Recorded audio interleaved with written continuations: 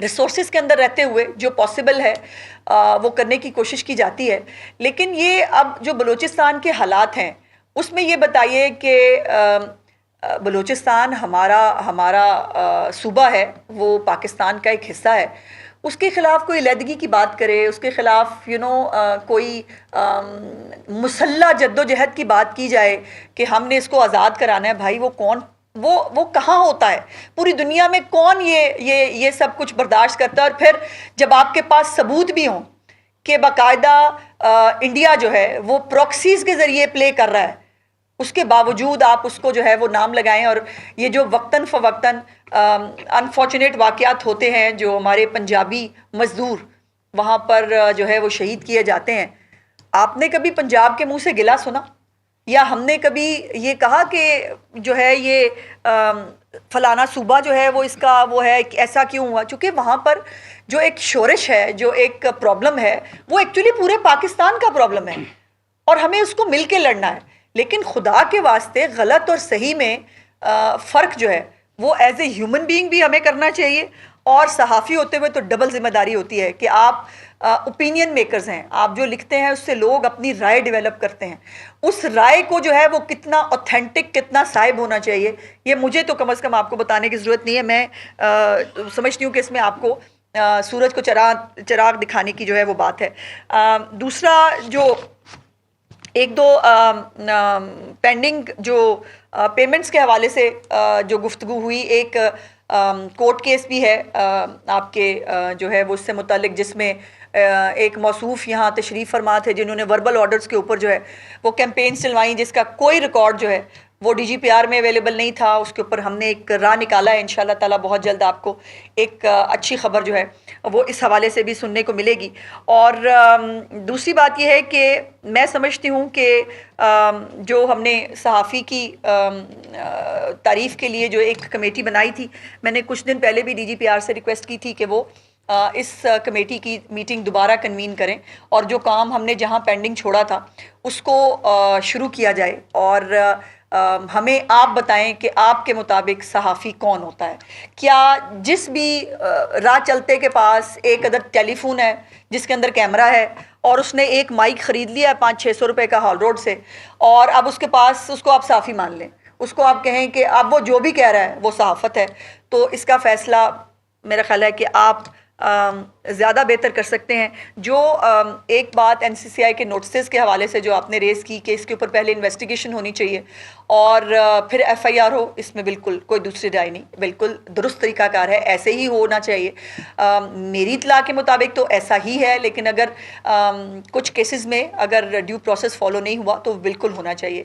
لیکن میرا خیال ہے کہ یہاں پر میں ہمیشہ آپ سے یہ ریکویسٹ کر کے چلی جاتی ہوں اور اس کا کوئی حل نکلتا نہیں ہے، لیکن میری آپ سے ہاتھ جوڑ کے ریکویسٹ ہے کہ یہ ملک ہم سب کا ہے، ہم سب نے اس ملک میں رہنا ہے. پولیٹیکل پارٹیاں، یہ سب فرقے، جماعتیں، یہ سب جو ہے وہ بعد کی بات ہے. پہلے ایک نیشنلزم کی بات ہے. ہمیں اپنے ملک کے مفاد میں جو ہے وہ کام کرنے کی ضرورت ہے.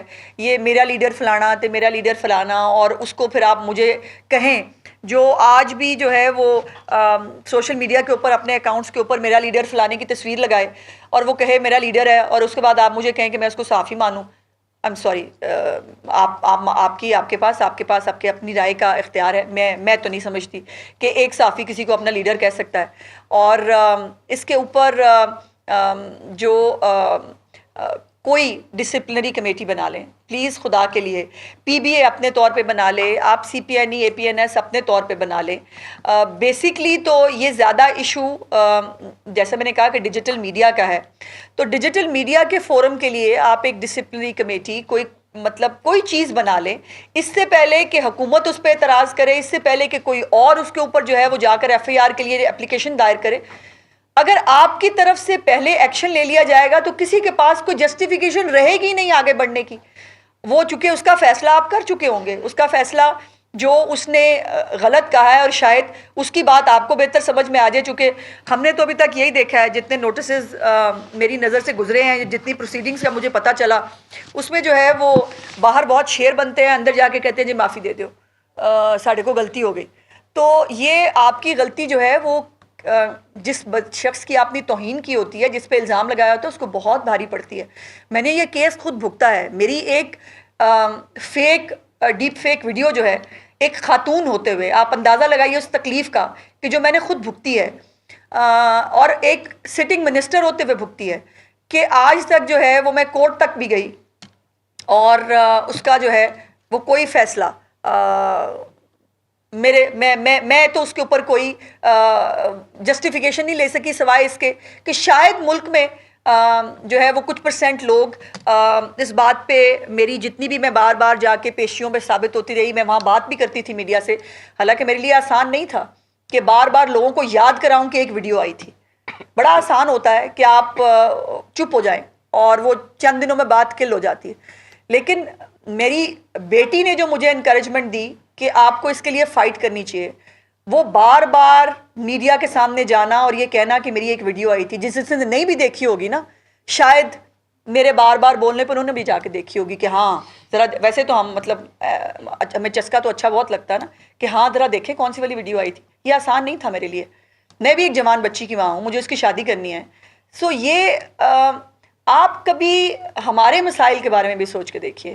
اب اگر وہ ایک پروپیگنڈا سیل کی طرف سے جنریٹ ہوئی, اگر وہاں پر 100 سمیں جو ہے وہ ایک سیل کے تھرو پرووائڈ کی گئی تھی, وہاں سے اکاؤنٹ بنے ہوئے تھے اور اس اکاؤنٹ کے ذریعے وہ ڈسیمینیٹ ہو رہی تھی, مجھے بتائیں میں کس کو پوچھوں, میں کیا کروں؟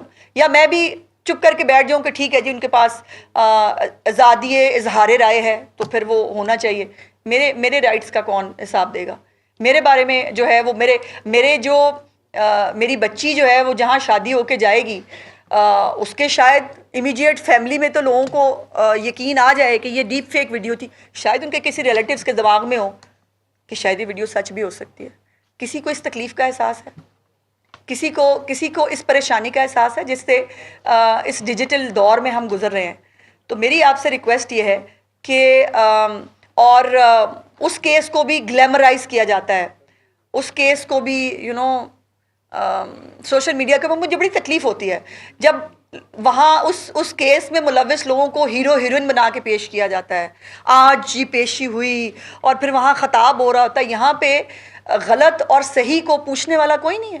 یعنی میرے ساتھ زیادتی کے باوجود جن لوگوں نے میرے ساتھ زیادتی کی وہ آج بھی ہیرو ہیروئن ہے, وہ آج بھی جو ہے وہ قوم کے مسیحا ہو کے قوم سے پولیٹیکل خطاب کر رہے ہوتے ہیں, اور وہ کون سی میری پیشی پہ آ رہے ہوتے ہیں میرے کیس کی. یہ کچھ چیزیں سوچنے کے لیے ہیں.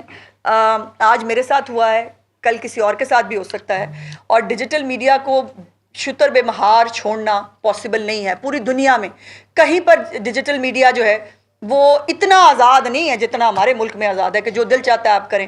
اور پھر یہ ہے کہ جو میرے کیس میں بھی بتایا گیا, جو ہمارے لیے لمحہ فکریہ ہے, اور مجھے امید ہے کہ فیڈرل گورنمنٹ اس کے بارے میں جلد از جلد کچھ کرے گی, کہ جتنے بھی آپ کے ڈیجیٹل پلیٹ فارمز ہیں, کوئی بھی کسی کے پاس جو ہے وہ ہمارے ساتھ ایم او یو نہیں ہے, نہ ایکس کا ایم او یو ہے, نہ فیس بک کا ایم او یو ہے, نہ کسی اور چیز کا ایم او یو ہے. وہ چل رہے ہیں ہمارے ملک کے اندر. اور جب ایم او یو ہی نہیں ہے تو جب ہم ان کو کوئی چیز بھیجتے ہیں, کوئی شکایت کرتے ہیں, وہ کرتے ہیں. آج بھی وہ ویڈیو جو میرے نام سے منسوب ہے وہ آج بھی سوشل میڈیا پہ موجود ہے. آج تک وہ ویڈیو جو ہے وہ ہم اتروا نہیں سکے.